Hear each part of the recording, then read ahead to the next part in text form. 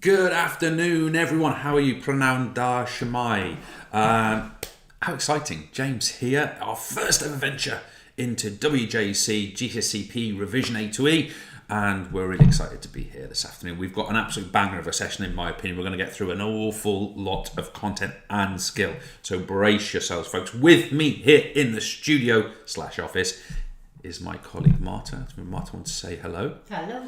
Marta is manning the live chat. If you're on the hub page, you've got a live chat on the hub page. Marta's on the end of that. If you've got any questions, give us a shout. If you'd like a shout out, let us know. Contact us on social media as well. We're absolutely open for you to get in touch, share your photos, let us know what you're doing, all that stuff. I know how cool it is for youngsters when someone like me says your name on a camera. Anyway, come on. I mean, it's not that highbrow, is it? But come on, it's kind of nice to have a community. It's kind of nice to do those things. So, a couple of things I'd like you to do for me, actually. First of all, I would be really grateful if you could subscribe and or like this particular, subscribe to the YouTube channel and or like this video. It's such a small thing to do, but it genuinely gives our channel visibility and it helps us actually keep all this stuff for free. So please do that because it actually makes a difference and doesn't really take too much. So thank you in advance for doing that. Secondly, I want to mention resources to you.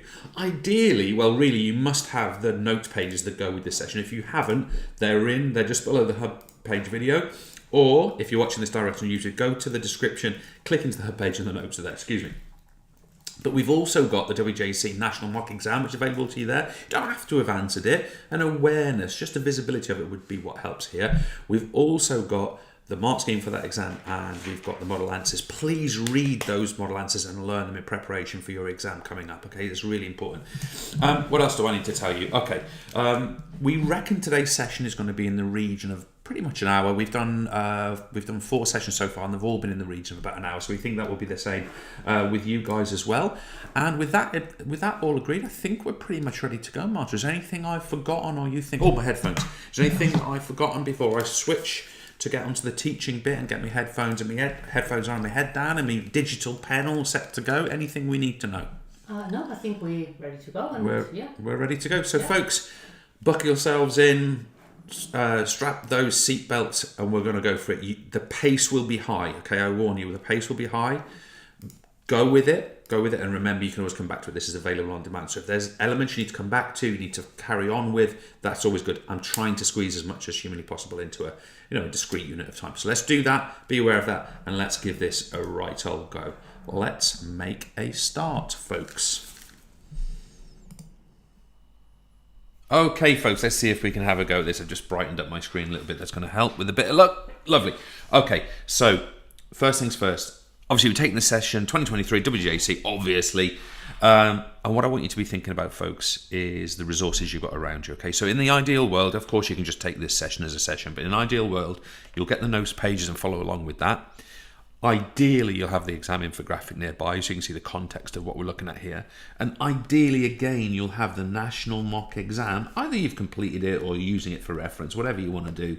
But we've written a full national mock exam paper with mark scheme and model answers. Please look at those. Look at the types of questions you might be getting, the types of answers that would be relevant to those questions, and so on. It's really important. Secondly, I'm providing 6 examples of performers here, okay? These are all performers who we can apply anything we studied today to. So we're going to look at things like components of fitness. We can apply them to Josh, to Kate, to Tom.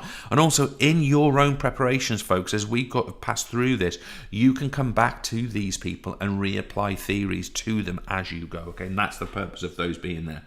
Finally, before we sort of throw ourselves into this, guys, I just want to bring your attention to this list. I'm trying to get it all on the screen in one shot. So this list here, that material there, all of that material was covered in the national mock exam. So I cannot stress enough that you should, go and have a look at those things. And what I've done is I've picked out topics that we are going to cover actively within this particular session. Now, just to remind you, these numbers on the ends of these sort of areas here, this is the number of marks that this topic has accrued since 2018 to 2022, obviously 2023 pending. So it just gives an indication of sort of how typically and often a particular topic comes up. So you can see obviously things like components of fitness, very common, for example. So we want to be sort of really sharp, and hence we tend to include it in here. Okay, with that all said, let's get on with it. We're going to look at the contribution of physical activity to health and fitness, and we're going to look at social impact, okay? Now, of course, there's also mental or emotional impact. There's also physical impact. physical activity, but we want to look at social and look out for that word in question should it come up. So what are we talking about? We're talking about that physical activity being part of a sports club, an association, a group. It will allow you to meet people, and by the way, these people could be quite different, quite divergent. It could be a real range of people, younger people, older people, people from a different background. That's a really positive and fulfilling part of life. Of course, it allows us to make friends. Some of my best friends ever are through sport, through activity, through these things. It allows us to cooperate, especially think about things where we're working in teams or groups, okay? It's even when we're doing things in isolation, like going to the gym and we're having to cooperate with other people using the same equipment at the same time, right? But we might specifically develop teamwork from those teams and groups. You know, that could be teamwork of all kinds of things. And we've got this phrasing, I'm never really sure what's meant by this, but having essential human needs met. So apparently, they are. Essential human needs are food, safety, and clothing. So I don't really know where to take that. So I'm offering it to you because it's there. There you go. Okay, lovely. All right, let's move this on. What about if we are not active? And I want to make stress of the word sedentary here. What do we mean? We are talking about too much time sitting or lying down. Lying down, that's what being sedentary means. And it's for extended periods of time. Okay, so it is a lifestyle. Okay, this is happening a lot of the time, not just going to bed and lying down. Of course you do that, but this is happening a great deal of one's existence. So what's the tendency for this to cause? So let's go through these one by one.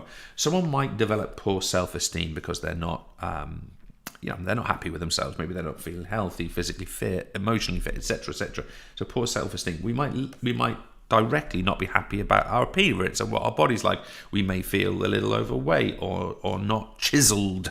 I haven't felt chiseled for a long time.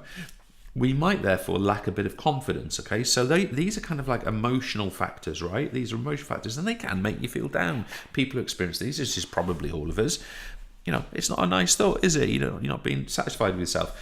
But also, we might experience something like diabetes, okay? Now, diabetes, and particularly lifestyle diabetes, I'm not talking about type 1 diabetes here, I'm talking about type 2 diabetes. This develops because effectively the pancreas becomes overworked and it becomes ineffective at developing pancreatic fluid and delivering it, as you guys all know, this pancreatic fluid into the small intestine. You do it in biology, don't you? But of course, if that happens, that becomes an issue for people. So people with low activity levels are more prone to diabetes. Chronic heart disease, basically exercise is good for heart. So things like blocked arteries, this sort of thing, coronary blockages, that can be a really big problem. Heart attacks specifically, we might experience that, of course, can lead to death. Stroke is a blockage of blood to the brain. So when obviously the brain doesn't receive a blood supply, it can't be oxygenated properly, and that's an issue. We've also got hypertension or chronic high blood pressure, long-term high blood pressure. This can lead to damage to blood vessels, and this is a really interesting term, atherosclerosis. And in essence, atherosclerosis is when you've got a blood vessel like this, and what happens is we tend to get like fatty deposits building up here and here and here. Okay, so tend to get these fatty deposits. So when blood tries to squeeze through, it's kind of resisted through those blockages. There's also something called arteriosclerosis, which is another condition where the actual artery sort of calcifies below these points and becomes inelastic, but just be aware that can happen as a side effect. Okay, so those are our consequences of a sedentary lifestyle. And it's really useful to look at those and try and get those phrases into your answers as much as you can. Now, this is where I'd like us to spend a real chunk of our time on components of fitness. I really want to be clear here, folks. I don't think it's my role to tell you that these are the components of fitness and these are the definitions. Like, by now, we're in revision stage. I reckon you've probably got a pretty good swing and handle on that, right? However, I want to sort of share with you a few things and a few skills that I think might allow you to achieve more marks with that knowledge. So first things first, I'm not going to spend a lot of time dwelling on definitions. We're going to use those definitions. We're going to apply them. Now, what I want you to do in this big old table, and do this after this session or go back through the session and spend some time on this, what I want you to do is take each of our components of fitness and apply them to at least two of our performers. So for example, we've got agility here, changing position and control and control the body at speed, okay? And we're saying our application here is that Julie has the ability to dodge an opponent in netball and get free to receive a pass, which could then go on to a pass into the D and a goal, for example, right? Can you see how that has taken the definition and shown how it impacts Julie? Let's look at a sort of a hard one. If we were to take Josh, who's our sprinter, let's just use him for a second, and we say ability to transition from sprint start to running technique quickly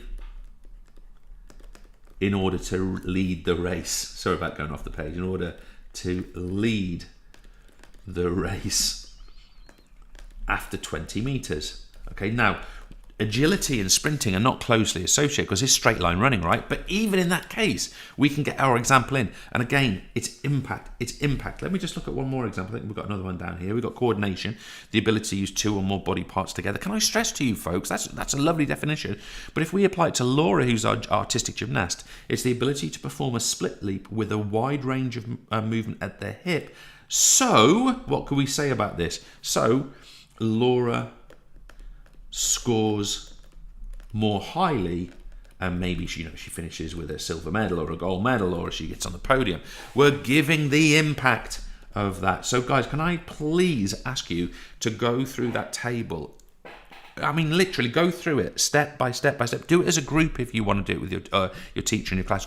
Produce beautiful examples each time. You could do them for 2 performance routines. You can do it for 6 if you want. It's there for you. Now, the other point I want to make to you, and obviously we can keep going with that and keep going with that and keep going with that, but the other point I want to make to you here is a great thing to do is to move from examples to the impact directly. Obviously, we've said that. But what I want now is to start to use those impacts as the justification for why components of fitness are important. So I've got this phrase for you.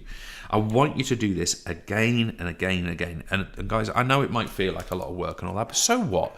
So it should. You're getting a GCSE, so it should be work. Let's be clear, okay? So what we're going to do is we're going to justify the importance of some component of fitness to some activity. So let's go for this. I'm going to justify the importance of, I'm going to say muscular endurance, and I'm going to do that for Carlos, our wheelchair basketball player. Wheelchair, I'll just put wheelchair b-ball. Okay, so what would be the importance of muscular endurance to wheelchair basketball? What would be the importance of speed to a marathon? What would be the importance of flexibility to a hockey goalkeeper? Now, you can go through that again and again, but this is where I want to take you, and I've obviously provided you space here. This is where I'd like to take you with it. I've got the example here, and notice that in my answer here, there are no marks, folks, which are available for saying what the definition is. Let's see where the marks come from. This is about strength to our sprinter, Josh. Maximal strength causes large amounts of force to be applied to the block to cause an explosive start. Impact. It also allows the sprinter to apply more force to the ground when striding, which propels the sprinter forward faster. Impact. Finally, maximal strength in the arms and shoulders allows the sprinter to pump their arms, causing greater forward motion. Impact. And we could go further, so that they run faster, win the race, get on the podium again. So folks, the point I want to make is that you need to be taking the component of fitness and that base definition, which we all concentrate on. I must know the definition, but this potential is where more of your marks is going to come from. So I really want to get that point across to you. I really want you to spend time going over this. I really want you to spend time giving examples of what these would be, because I think that would be extremely wisely spent time for each and every one of you. Okay, I'm going to leave that one with you, and we're going to move on to muscle types. Okay, so a couple of things on muscle types first of all. I want to get some key points across to you.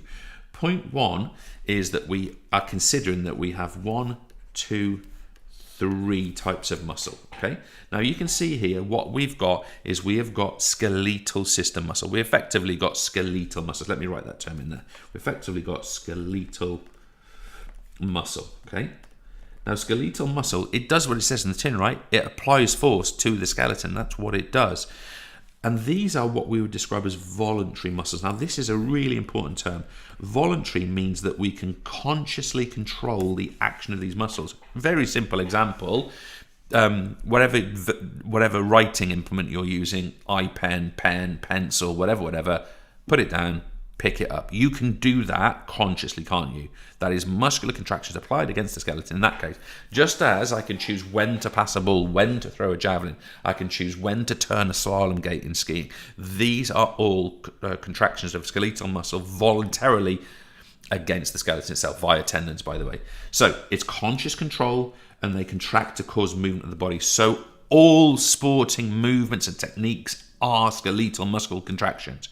Our second group of muscles, we've got involuntary muscles, keyword again, involuntary. We've got involuntary muscles, and these this time, they're operating in the blood vessels, okay? So we've got these, and by the way, we can also call these smooth muscles. And the reason we call them smooth muscles, if you're interested, is that skeletal muscle is kind of stripy. We call it striated, and smooth muscle isn't. So we call it that. Now, the other thing about smooth muscle you might be interested in is they're kind of circular. So if I just draw whatever blood vessel that is, it looks like an artery to me. So in our artery, we would have the inside bit, the inner layer, biologists, endothelial cells. I'm not going to get into it. So in the middle of that is our lumen, the space, the blood, blood's literally transported. And then around that, we have a layer of muscle. And that's what we're talking about here. And when that muscle changes its tone, effectively it constricts, say, it becomes tighter, what happens is it literally pushes down and inwards on this space in the middle and makes it smaller. When it opens and relaxes, it makes it wider. It changes the resistance to blood flow. Now, this is done purely unconsciously. Now, you can sort of take deep breaths and try and calm it. You can sort of influence it, but this is done all by itself, and it's actually a biofeedback. It's actually a negative feedback loop. Again, biologists, you might be aware of that. So we get these changes to resistance to blood flow. In other words, we can redirect blood to where it's needed. So blood, if we're exercising, can be greater delivered to the muscles, and it can be less delivered to the liver, say. And our third type of muscle, folks, is our cardiac muscle. And again, can I stress to you here, this is the heart muscle. It is an involuntary muscle, okay? It does it by itself. So it's the heart, clearly. The job of that mechanical pump is to receive and eject blood.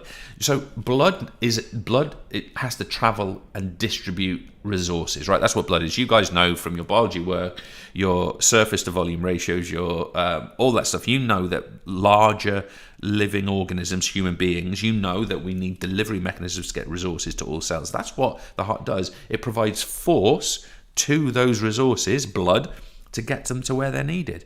And it is done completely unconsciously, okay? So it is done involuntary. That's the heart muscle. That's the cardiac muscle. That's what it does. Now, just one little detail about the cardiac muscle. It's really interesting. I won't go into too much in this. The heart, your heart right now, is contracting maximally. Every single contraction of your heart is full and complete. Every single one. Your heart can't beat less hard. It beats hard every time with 100% of its force. Reflect on that. How does that work? It's not on our course, so I'm not going to get into it. But there's all kinds of intrigue around that, and I would encourage you to just reflect on that concept for a bit of fun. It's not normally fun, this stuff, is it? But nevertheless, let's keep going. Okay, bit more on muscles. Muscle fibre types, one of the most commonly misunderstood subjects on our course, to be perfectly honest with you. What do we have here? I am going to suggest to you that we have two groups of muscle fibre types. But I've drawn a continuum here because I'd really love it if you realise that there are many, many, many different types of muscle fibres. It's just their characteristics that make them a bit more fast twitch or a bit more slow twitch or very fast twitch or very slow twitch. So this is a continuum, but we're going to sort of categorise that this group here are fast twitch and this group here are slow twitch, right? And there's obviously a lot of variety within those groups. But what are our characteristics of these things? Well, first of all, when we talk about slow twitch, we often say our type 1 fibres. So just look out for that term, type 1. So what do we find with these fibres? They are capable of low force production. Well, that's not very good, is it? However, they have high fatigue resistance and tolerance, and they're mostly aerobic. So these are really important to be in large proportion for marathon runners, for our Kate, our triathlete. These are really important when we are jogging back into position. These are really important when we're doing open water swimming, when we're doing cross-country skiing. These long duration, lower intensity exercise are predominantly the forces produced by these type 1 groups of fibres, the slow twitch. Whereas our fast twitch fibres, what do we find? Obviously the contrary here, we're getting high, by the way, these are called type, now we'll call them type 2, but can I just stress, we tend to write the 2 like this, okay, so type 2. So what do we have here? We have a high force of production, they are not fatigue resistant, they fatigue quite easily, and they're mostly anaerobic, although of course they do aerobic work as well. So what do we find here? This is for people who are power-based. Let's look at who've we got up there. This is Josh, our sprinter. Who else we got there? This is Julie when she sprints or jumps or leaps. Who else do we have up there? This is Tom on his first serve in tennis. Okay, for his first serve. So we can start to apply these movements. Now again, I just want to reiterate the point I made earlier on, which is we need to stress that these are generalizations. We could take all that group, must say, that's a collection of fast twitch categories, and here's a collection of slower twitch categories. It is a continuum. Now, one final point on this. If we were to take a biopsy of anyone's muscle, it's a horrible thought, but if we were to cut into someone's let me not go down that road. So let's take a little bit of, quadricep muscle here, okay? One of the things you can do when you sort of actually measure this, what you can do is, okay, take a little sort of trimming of it, and what you can do is say, right, okay, that is 70% type 1, and that is 30% type 2, okay? Now, what we then be able to say is that person is probably more suited to aerobic type activities, right? Or if they train, they could change that relationship. Maybe could have more fast twitch, more type 2s, or greater proportion, or they get larger, and that can make them a little more power-based. So you will find these proportions different in different people. Okay, where are we? Okay, I'm going to pause there, folks. Mostly to sip my tea, and then we're going to do some drawing. How exciting.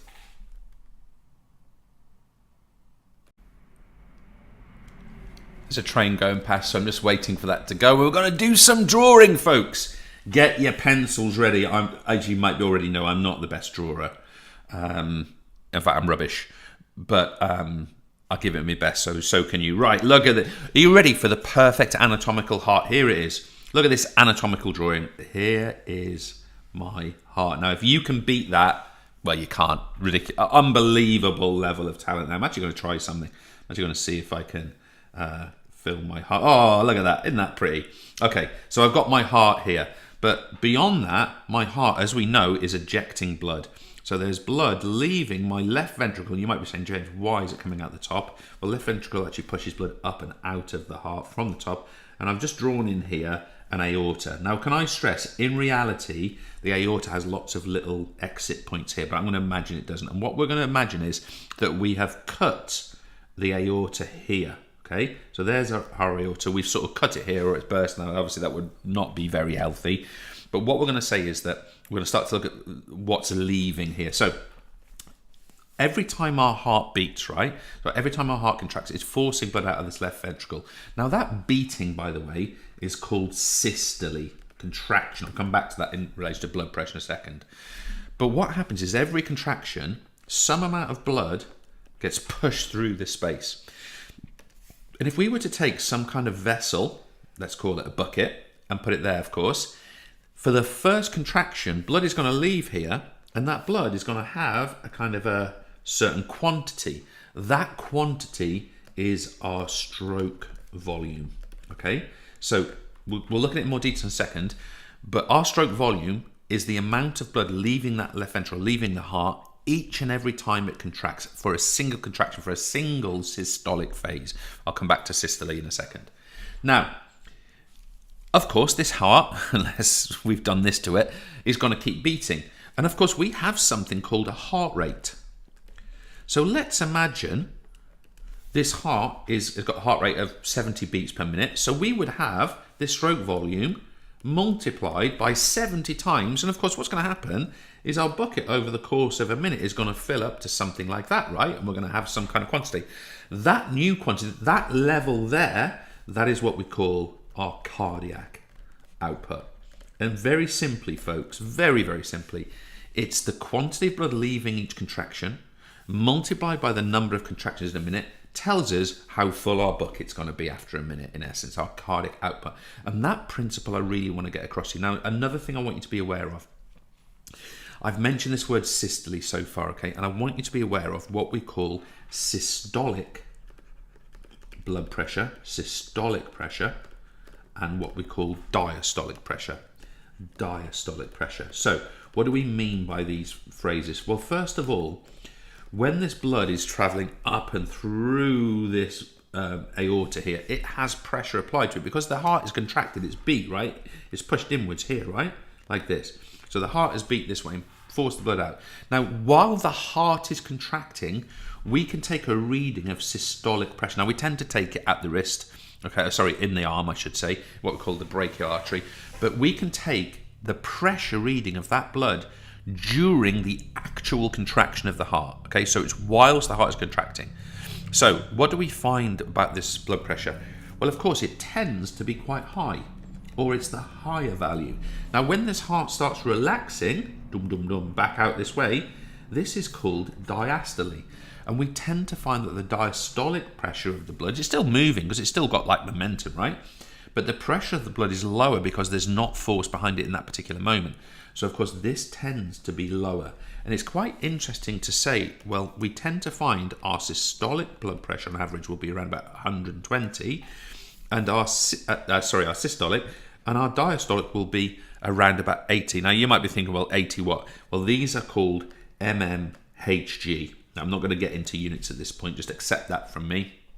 Millimeters of mercury, but we tend to have a reading of about 120/80. So what we're saying here is the systolic pressure is about 50% greater than diastolic pressure. Remember, diastole and diastolic pressure when the heart is in its relaxation phase, systolic pressure when the heart is in its contraction phase. And I'll just repeat that point again, and with my terrible drawing here. Stroke volume is the amount of blood leaving in one contraction. We take the number of contractions, our heart rate, we multiply them together, and we get our cardiac output. Would it surprise you? Actually, I don't think this is going to help you necessarily in your exam. Would you? What if I was to tell you that this was about 70 mil per contraction at rest that we eject from the heart?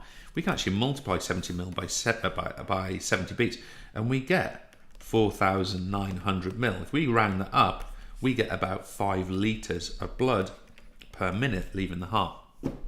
It really is maths, right? It really is basics. Okay, now then, I just want to sort of distill that, and we've got this image here, so I just want to distill that principle. What do we have? Cardiac output is the volume leaving per minute. And units, folks, this unit is in litres per minute. You could also be millilitres. What we're going to do here is our stroke volume. This is the volume leaving per beat or per systolic phase. Okay, and we measure that in millilitres. Brilliant. And our heart rate, this is the number of beats per minute. So not surprisingly, number of beats per minute. So not surprisingly, we measure that in BPM, literally beats per minute. So not surprisingly, if we multiply that by that, we get that, okay? If we were to take that and divide it by that, we'd get that, and so on and so on and so on, okay? So it's your classic 3-part equation. You could use an equation triangle. It's just a formula, nice and simple, but I just wanted to visualize it and picture it for you in this way. Now, I accept, of course, my drawing is absolute dirt, but I hope the intuition of what we've talked about there is useful. Now, just final thing before we change canvas, I just want to mention exercise. Well, that's what we're here for, isn't it? But can we just stress here, folks, that when we undertake exercise, our stroke volume rises, our heart rate rises, so therefore we get an increase in cardiac output. Now, you might be thinking to yourself, but James, earlier on, you said that heart contracts maximally every time. How does stroke volume rise? Well, that's a great question. We don't study it in this course. But actually, it's about the blood returning to... If more blood returns to the heart can actually contract more forcefully because it's sort of stretched and filled to a great degree. So it kind of is elastic. Anyway, that's for another day. Heart rate goes up during exercise, stroke volume increases during exercise, therefore cardiac output and the delivery of blood to let's say the muscles, because it's been distributed to that space, is greater. We get more resources to the muscle so we can work at higher intensities aerobically. Canvas change. Okay, thanks for being patient with me. Don't like the canvases to be longer than I've got them here, so we just need to change them here and there. This is the last one, don't worry. Okay, so we also need to do some interpretation of what we call a heart rate graph. That's what we've got here. So notice our axes, please. We've got time on the X, we've got heart rate and BPM on the Y. Okay, so we effectively we've plotted here heart rate against time. Now, in essence, what we've got here is something along the lines of a 20-minute, let's call training run. Okay, so we could say this heart rate response graph to a 20-minute training run. And obviously, here's the start of exercise and here's the end of exercise. Let's call that 20 minutes, right? Now, a couple of factors I want you to be aware of. First of all, take point A here. This is what we would call RHR, resting heart rate, okay? I just want you to notice that resting heart rate for our athlete here is 80 beats per minute. Now, typically, people will be about 60 to 80 beats per minute at rest. You can measure yours, see if you're in that range. Sometimes it can be a bit higher, sometimes lower. Anyone that's lower is probably quite a trained athlete. But I also want you to notice that here, point B, our heart rate goes up despite exercising not starting yet. Now, this is what we would call an anticipatory rise. Anticipatory rise. Now, literally, we get the release of adrenaline from the adrenal gland, and that kind of stimulates, it's called hormonal control. It stimulates the heart to beat faster. It actually acts directly on the pacemaker of the heart and stimulates it to beat faster, even though we are not exercising yet. Then we can sort of follow the curve. Look, what have we got here? We've got a steep rising heart rate at the start of exercise. We've got like what I would call a steady state exercise, effectively where we're getting enough, we've got enough beats per minute to deliver what it needs to deliver. And then, of course, what we've got here is we've got this kind of recovery, and we've got a rapid recovery and then a slower, more gradual recovery. We're not going to get into the meaning of those things today, but those points I want to make that are really important. But I also want to stress, and I would encourage you, I'm actually going to just go quiet for a little while. I'd actually encourage you just to choose a different performer, and in terms of time, and in terms of heart rate, you don't put values on necessarily at this point. But in fact, do. Start here, give yourself a reading of, anything between 60 and 80, and draw out for me a profile which is different. Just sketch it, just hand draw it. Just a quick sketch. I'm just going to sit here a little while you have a go at that. Who would I think about? I would go Carlos during his wheelchair basketball match. I would go Josh when he sprints, and also after the sprint. I might look at someone like Laura, gymnast during the floor routine. What's going to happen to their heart rate? And that's the one I'm going to take. I'm going to take Laura. So I've got a resting heart rate here.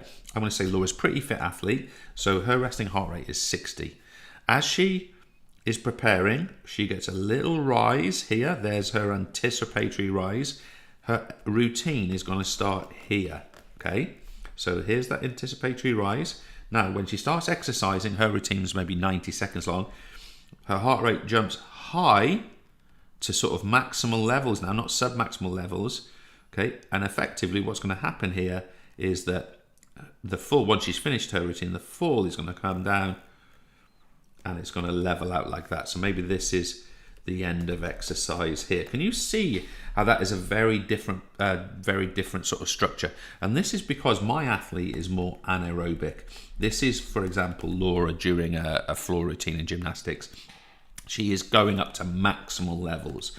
So can you quickly compare my very daft sketch to that which we saw? Also notice, literally, the time factor is greater. This reading here could be in the region of maybe 190 BPM because it's up around her maximal level of heart rate, right?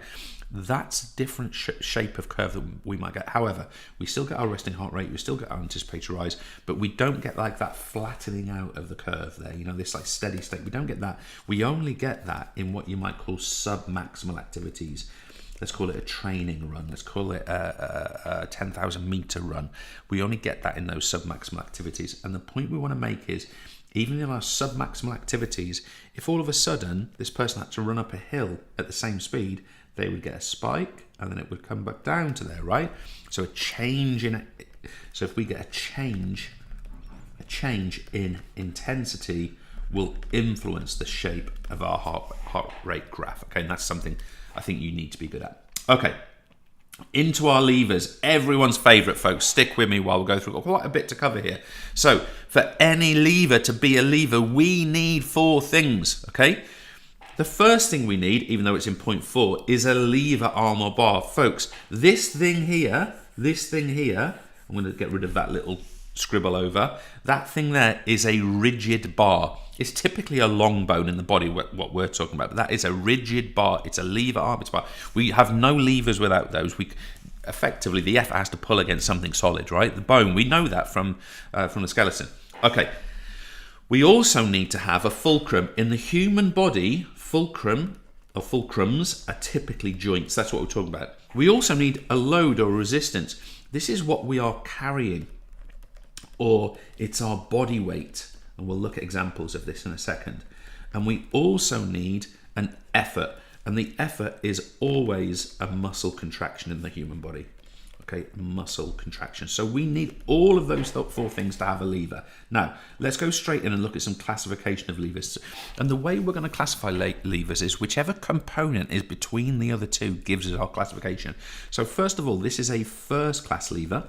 Both of these examples, and these first class levers, folks, what we want to say here is that the fulcrum is between. Okay, we could say in the middle, is sort of true, but what we find here, look, is that for our volleyball player who's going through neck extension, let me write that in for you, neck extension, effectively she's looking up towards the flight of the ball, right? But she's got her fulcrum, which is literally the neck joint, we call it the atlas and axis joint, that's between the weight of her head, which is the load, and the action of her neck muscles pulling down on the back of her cranium, and therefore the fulcrum is between the other 2. It's a first class lever, the fulcrum is between. Now another lovely example is elbow extension. Elbow extension. So let's just make sure we understand this. There's a lot of building work going on around me. It's a bit annoying. Anyway, never mind. Hope it's not bothering you. So what have we got here? Well, our fulcrum is the elbow. Brilliant. The load or the resistance is kind of like the weight of the forearm and the racket in the person's hand. I suppose at the strike, it's even, the shuttlecock, that's very light. But the point we want to make here is that the tricep, which is on the back of the upper arm, is the muscle causing, it's actually the muscle causing this extension. And that inserts right onto the elbow right there. So even though it's just marginal, we've got this just outside, making the fulcrum between the other 2. Therefore, fulcrum is between. It's a first class lever. By the way, if you want to get technical, that where that tricep inserts, if you want to feel like the literal point of your elbow, that's the end of your ulna. It's called your olecranon, and that's where that, you can even feel a sort of sinewy, have a feel of it. It's like a sinewy, tissuey kind of, it's hard, but there's a softness above it, right? That's the insertion of your tricep muscle onto that point. That's why it's first class lever. Okay, let's go a bit further, and this is where I want to produce a slightly different skill as well. So let's imagine, this is our second class, by the way, and for second class, not surprisingly, we're going to have load is between. Load is between. So what we're going to find here, let's imagine that this person is going up onto their tippy toes. Let's imagine this is Laura again, our gymnast, and she's going up onto some kind of balance where it involves her sort of pointing her toes and standing upwards. So what we're getting here is that we've got a second class lever because we have a fulcrum, which is the ball of the foot and its contact with the ground. We have an effort, which is the gastrocnemius, contracting and pulling on the heel. Let me put that in, gastrocnemius. And we've got the weight of the body, which is acting down through the tibia, and that is between the other 2 components, making this a second class lever. Now, this is really important, what I'm going to stress to you here. You need to be able to show what's called, you need to be able to show what's called an effort arm. And I just want to tell you what an effort arm is. Now you're thinking, James, there's no arm there, it's a foot. What we're talking here, the effort arm is the distance between the effort and the center of the fulcrum. That is the effort arm. And can you see how that effort arm is quite long? If we were to, for example, go up here, can you see how this effort arm here is really, really short? Okay, and it's one of the things you want to be looking out for. This effort arm is long, and what that causes is a principle called mechanical advantage. Now I'm going to come back to this in a second, mechanical advantage, because there is a long effort arm, and it's long in relation to what we call the load arm, which is shorter. So third class levers before we get into that mechanical advantage. So we're now looking at third class. We are going to find here that the effort is between. Of course, I mean, it goes without saying really, because the others have been so far between. I look the other way there. So 2 examples here. We've got elbow flexion.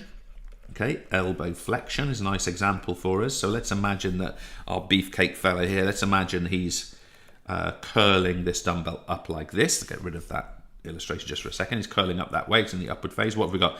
Elbow is the fulcrum. Obviously, the dumbbell weight is the load, the resistance. But the effort is the bicep inserting down into the radius here. What's between the other two? The effort is between the other two. Therefore, this is a third class lever.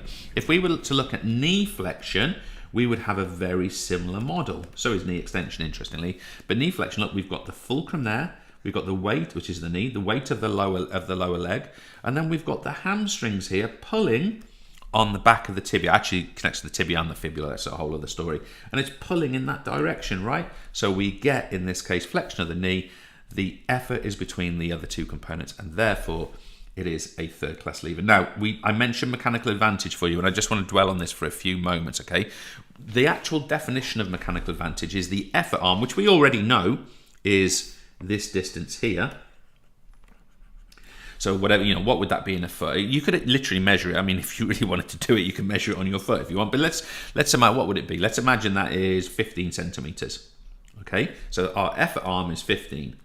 And we can also take a reading of our resistance arm, and we might say that is 10 centimeters. And because the effort, I'm not going to divide those things, you can, because the effort arm is 15 divided by 10, it gives a positive result, of course. And as a result of that, what do we find? We have a mechanical advantage. The effort arm, in essence, is longer than the load arm.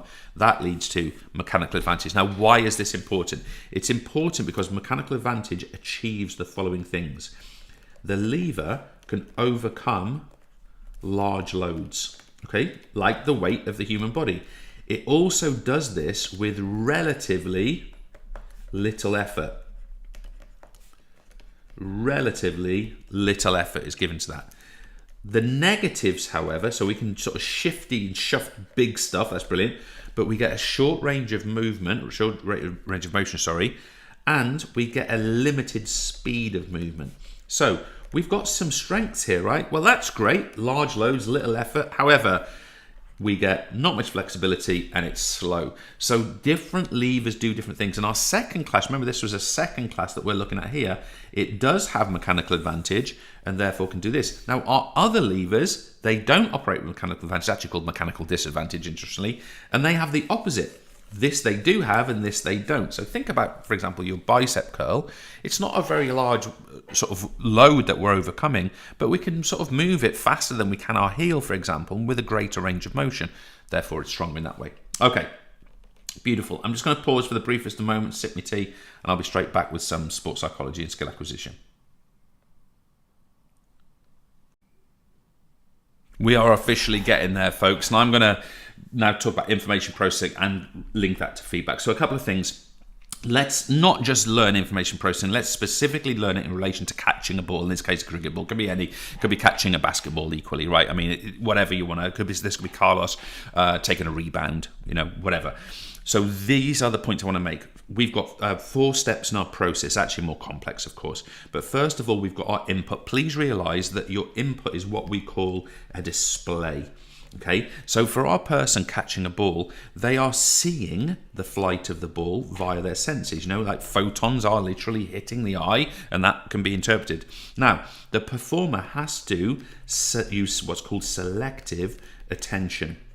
In other words, our catcher focuses on the flight, the trajectory of the ball, and they ignore whatever is behind the ball, right? We're not looking at the shape of the clouds. We're ignoring that. We're looking and focusing in on the ball. That is selective attention. In other words, we are blocking out irrelevant information. That's what we mean by our input. Now, those inputs, they are taken into a decision-making process. And what we do in this decision-making process, folks, is we can compare the information coming from, for example, from our eyes, and we can compare that to things we've done before. And those things are in our LTM, our long-term memory. So if the ball is coming flying towards us and it's to our right, we can compare this to previous experience. I've got to move to my right and be in position to catch the ball, or it's going above my head. I have to move back and raise my arms. We can start to compare this. And what we can do now is we can now select our response. So our response, it appears here, is we are going to raise the hands and we're going to sort of do a two-handed catch above our head, because that's the appropriate thing, having compared the information that's come to us, and that's the decision which is now being passed on to the output. Now, the output in some ways is the simplest bit. The output is quite literally nerves. It's the stimuli that they send, and it's muscle contractions. So, of course, those hands get up there and the fingers clasp the ball, because there's a command sent to the shoulders, to the deltoids, to the bicep, to the forearm muscles, to the finger muscles, to tell them what to do. In effect, create a cup-shaped hand above the head and catch the ball. Right?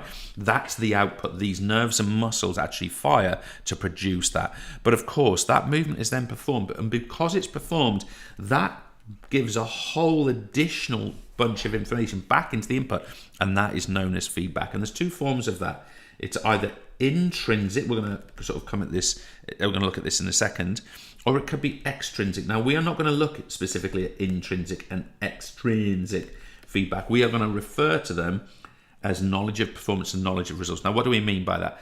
Knowledge of performance is information a performer receives about the technique. Okay, so for example, this could be during the catch. During the catch, the person looks, and as the ball enters their hands are splayed and apart. This is happening during the performance, and it's about the technique. It's not about did I catch or not. It's about my hands being in the correct position or not. It could be on tactics as well, by the way. It's information on how successfully a technique has been performed. So, for example, this could also be a coach saying to us, hey, great catch. I really like how you moved your feet. Okay, it's information about what we did, not about what the result was. It's also how well someone has played or how well we played. However, we also have knowledge of results. Now, this is typically what we call terminal feedback. Terminal means afterwards. Okay, so terminal, it could be knowing the score. So notice mine, caught or dropped is our knowledge of results in our example. But it could be received or missed, like a pass. It could be I served and it was either in or out, or I hit and it was in or out. I scored and didn't score, or it could be the result. That's what we mean by knowledge of performance, which is technique based, about the quality of what's been done. The results is about what actually happened and the output of what was done. Okay, we're getting there, folks. Section 9, characteristics of skill. Let me just scroll down my notes. Where are you? There you are, characteristics of skill. Okay, so a couple of things. I want to go through these words. Now, obviously, you're going to learn these words. I'm not going to sort of do anything about that, but I just want to add a couple of details on some of them. Okay, so I want to take technique and I want to add a detail to this. With technique, we could be talking about coordination, linking movements together. So a skill is skillful when the different elements are linked together in that way. I also want to offer you the language of correct technical model. Now, there's always people who do things in an unusual way or a non-customary typical way. But generally, good technique's good technique, and it follows a technical model. Whatever sport you do, you're probably trying to be technically based. If you're a shot putter, you're probably trying to produce an elite technique to produce the most efficiency in that. Now, talking about efficiency, I now want to talk about specifically that. With efficiency, I really want us to understand this is no loss of time. So a skill is skillful when there's no loss of time. Okay, that's an F, believe it or not. There's no loss of time. And there's no loss of energy. So in other words, it is not wasteful. The skill we are performing is efficient because it uses time efficiently and energy efficiently. I want to talk about aesthetics a little bit. Where is it? Over here. Aesthetics. Let me put this into a blue. Aesthetics. Key information about this word is we're talking about movements which are beautiful or pleasing to the eye or good to look at. And we could even call them stylish. You know, think about performances that you've seen. Okay, that looked great. That's what we're talking about. And one of the phrases I like to introduce to students here is when a skill is honed, that's an N, or the skill is grooved. When the skill is produced consistently with a beautiful kind of technique to it, we can call that aesthetic. Okay, so I just wanted to raise some of those points. Now, adaptive there's all kinds of sports psychology, skill acquisition elements to this, but adaptive skill is one that can be used in different situations. Obviously, consistent, we do it the same over and over again. Accuracy is it does what we say it is. Effectiveness, it has the right outcome. Confidence, we believe we can do it. Control, I mean, this could mean all kinds of stuff. Control, we could be talking about emotional control, but really here we're talking about the control of whatever. It could be something we're propelling, such as a ball, or it could be the control of something we're receiving. It could be control of a vehicle. There's all kinds of possibilities of what that could mean. Okay, guys, big section, and I really want us to dwell on this, and I make no apologies for it. Classification of skill.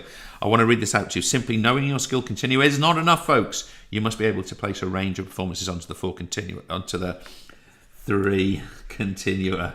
Sorry, folks, and justify your placement using all the performer profiles provided at the start of this pack. Place their performances onto the continua and complete the table. To justify your placement. So we'll do some of this. So can I just give you some information? What is a basic skill? A basic skill is a skill that has few decisions. A basic skill is a skill that has little perception. And when I talk about perception, it's that need for that kind of selective attention and decision-making part of information processing. Whereas a complex skill, we are talking about a skill which has, not surprisingly, many decisions, and not surprisingly, has lots of perception.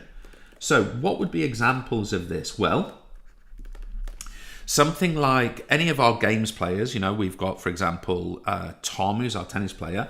He's got quite complex skills there because he has to he's got many decisions to make about the type of shot, the flight of the ball, the position of the opponent.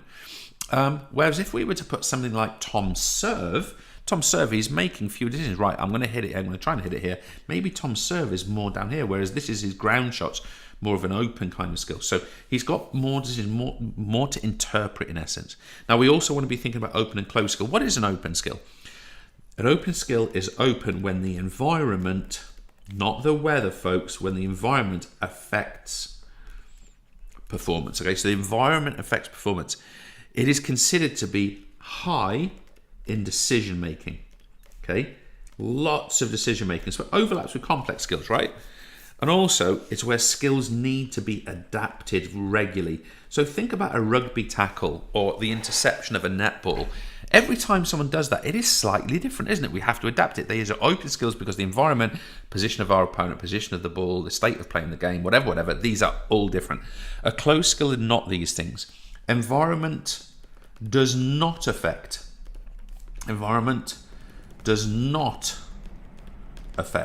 Okay, that's easy enough. So it's nice and consistent, it's stable. We also have few decisions. So there's an overlap here with our basic skills. A few decisions. These skills are often what we call habitual. And what I mean by that is we do them again and again the same way. Think about a javelin throw. We could even refer to them as repetitive. Okay, so the environment does not change how it works. So let's think about examples. We could say our closed skill would be something like Laura's vault in gymnastics, something like that. But we would say Julie receiving a pass in netball is more here because there's more factors that can determine it, right? And let's finish this off nice and strongly. Let's do self-paced skills. A self-paced skill is started when performer decides. So the performer decides when this is going to happen. So this can't be a 100-meter sprint start, can it? Whereas externally paced skills, this is started by an external factor.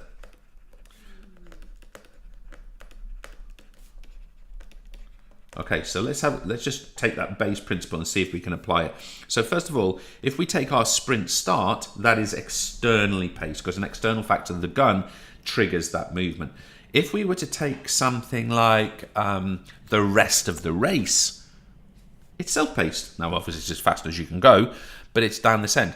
If we were to take something that was externally paced, let's take Julie, our netball player, receiving a pass is externally paced. Other factors determine when that's going to happen.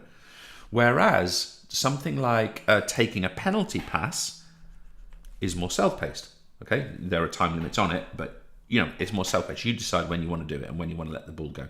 So really interesting factors here. And I just want to say here as well that we've got speed and the rate of performance in the self-paced skill is decided by the performer. And here, the speed and the rate of the skill is decided by external factors. So what I want you folks to do, and I really want you to spend some time on this, is I've given you a table here with lots of examples of you needing to justify the placement, saying you're going to place certain skills or certain moments onto the continuum because. So let's just run through an example. Josh's sprint start, is it basic or complex? It's basic because there is only one decision to make and the response to the gun is always to begin sprinting. So there's one decision, it's a basic skill. Is it open or closed? Open because Josh has to respond to a changing environment, in this case the gun sounding. Is it self or externally paced? It's externally paced because the gun is an external stimulus and Josh can only run once it goes off. Well, I suppose technically he could run before then, but it would be a false start, right? But that is different to the middle. At 50 meters, that's different, right? It would still be basic. It'd still be basic because, and obviously we could go on here to say it's basic because there's few decisions, he runs as fast as he can, We could say, is it open or closed? Well, it's now a closed skill. So it's switched from being open to being a closed skill, okay, because there's no change in environment. He is running down the track and the track is not changing. He's going as fast as he can. There's no tactics in that race, okay? He's going as hard as he can, so it would be closed because. Is it self or external pace? It's self, so it changes from externally. Why? Because we're in that situation where Josh himself is determining the rate at which he moves. Now, I want you to take that further and go through every single one of those, getting really sort of effective at that skill. And folks, can I stress to you that capacity to go through this and justify, and notice that justify is basically saying why something is the case, basically saying because of the following. That is something that will really serve you well in any topic actually, but certainly in this one. Teachers out there, I cannot emphasize enough that I think that is good investment of time. Probably only 15 minutes, but 15 minutes together going over those examples and working through really high quality examples will serve you extremely well, and you'll be pleased that you've done that. Okay, I think that may be everything. Let me check I'm not missing anything. I don't think I am. What a session. 10 topics done. Pretty decent. Let's have a chat back on the screen. And we are back, folks. Woo! What a blinder. Yeah. What a session. I hope that's been useful for people. I've got sweaty ears. Good stuff. Marta, thoughts? You, as an honorary PE teacher yourself. Yeah. Marta's a Spanish and French teacher, sits through all this PE content, and I think, where do you reckon your subject knowledge of PE now is good enough for you to teach PE? I don't. I think most of the theory would be okay. I would need to sort of polish it a bit, practice the practical side of things. It would be a disaster. People would be getting injured left, right, and centre. But Well, yeah.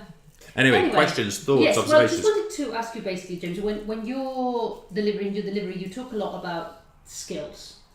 Why is that? Not talking about any one centre that's out there right now, but in the most general sense, I think they're underdeveloped in students. I think we as teachers sometimes tend to focus, understandably, on content, so do I, we've done a lot of that time. But sometimes we forget that the content is the way to unlock a skill, and that's the way I personally approach teaching, let's say GCSE PE, which is to use a piece of content that, the components of fitness is a good example, to unlock that justification, that justifying skill. For me, that's what that's about, or it could be an evaluative behaviour. Again, the classification skill allows that justifying skill. So I guess it comes from there, and ultimately the bottom line is I want to equip students to fulfil the requirements of their exams. That's the bottom line. And one of the requirements of exams is to understand the difference between, let's say, evaluating, let's say, justifying, let's say, explaining. So yeah, I feel really strongly about that. When I go into lessons myself, my target is skills, and I'm confident that I can develop the content in people, and I use that content, the knowledge, to develop the skill, and that's how I see it. And I'm sure other people disagree, but that's my basic approach. And I also think for the young people who are taking these sort of sessions or in classrooms with me or other teachers, like if we help them to learn evaluative, critical evaluation, justification skills, explanatory skills, they can use them anywhere. And to me, that's really important. So yes, we're preparing for an exam, but I personally believe that's quite important, hence that side. Okay. Any other thoughts? Any other questions? No, nothing else as far as I'm aware of. I don't think we've got any other questions. Nothing from you? No? No, nothing from me. I think it's time to go and vote. It's time to go and vote. Well, we're going to go and hit the polling stations. You know it's going to be a great night when it's polling stations. I tell you what would be good because it's pub quiz night tonight, Martin, and we can't go because we're doing like kids drop off and all that. Yeah. But imagine that for a big Thursday night: polling station, pub quiz. God, we're old. Yeah, but we can't do it because we got taxiing to do, unfortunately. Folks, we appreciate you. Thank you so much for being here. Diolch. We really do appreciate you. I am slightly Welsh, and you can tell through my amazing Welsh skills. I went to school in Wales. That doesn't make you slightly Welsh. No, I know. It doesn't make me slightly, but I went to school. I can actually speak with a North Walian accent, but I'm not going to. These people are actually Welsh. I'm not going to do it in front of them, but I can switch into Welsh accent if I need to, and what have you. And I do know a bit of Welsh, not much, but a little bit. And I love Wales. Yeah. It's a great place. We go every year on holiday, don't we? Yeah. Ceredigion, we tend to go. Amazing place. We go. What's the town we stay in Ceredigion? It's just north of Abereiron, isn't it? Llanon, that's right, Llanon, yeah. Big shout out to the Llangeitho posse. We like it in Llangeitho, just inland, don't we? Just in towards the hills there. We go and visit friends there. What a place. Anyway, just on the off chance anyone knows where it is. Great parts of the world. We love it in Wales. Anyway, we saw a lot of dolphins last year, didn't we? Yeah. And we think we saw a massive shark as well. But that's a whole other story. Anyway, we appreciate you guys. Thanks for being here. We really do appreciate you giving me time. Have a great evening. And good luck with that exam. We very much hope it goes well. Mock exam, model answers, notes pages, masking for that mock exam, infographic. You won't go far wrong. Cheers.